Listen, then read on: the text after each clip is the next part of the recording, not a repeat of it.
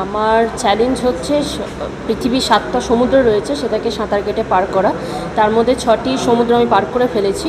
শেষ সমুদ্র জাপানের সুগারু, যেটি আমি আগামী জুন মাসে আমরা ভারত থেকে রওনা দিচ্ছি। আমার সাঁতারের সময় হচ্ছে 3রা জুলাই থেকে 7ই জুলাই। এর মধ্যে যেদিন সমুদ্র ভালো থাকবে সেদিন আমি এই চ্যানেলটা পার করার অনুমতি পাবো। এখানে আমরা এসেছি আজকে ডিএম ম্যাম এবং রাইস মিল অ্যাসোসিয়েশন থেকে আমাকে ডাকা হয়েছিল।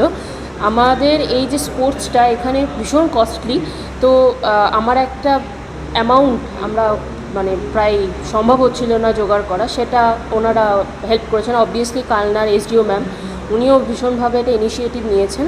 তো আজকে ওনারা আমার হাতে 5 লক্ষ টাকা চেক তুলে দিন।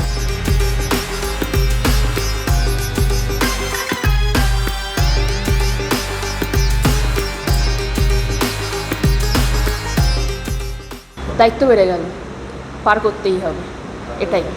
তো বাংলা নয়, আমি দেশের জাতীয় পতাকা আমি ওখানে গিয়ে ওড়াবো। তো এটা একটা বড় গুরু দায়িত্ব। আমি অলরেডি ন্যাশনাল অ্যাওয়ার্ড পেয়েছি, তো এই মোমেন্টটা আমি জানি কি হয়। একটা ভারতীয় হিসাবে দেশকে গর্বিত করা, এটা একটা বিশাল বড় দায়িত্ব। এবং ওই পতাকাটা খুব ভারী, বিদেশের মাটিতে ওড়ানোটা খুব শক্ত। তো তারই প্রস্তুতি চলছে, আশা করছি সাকসেসফুল হব।